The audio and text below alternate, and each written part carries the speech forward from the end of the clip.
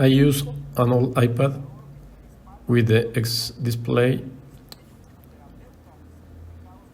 I'm using Windows, so I have to download and install the agent for the PC.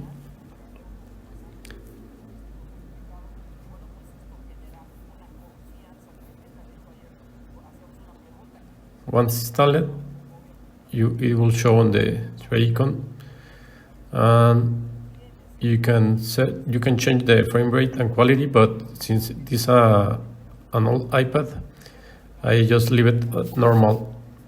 Obviously, this display isn't for gaming. It's just you can watch videos, but we will not be with the same resolution as a monitor.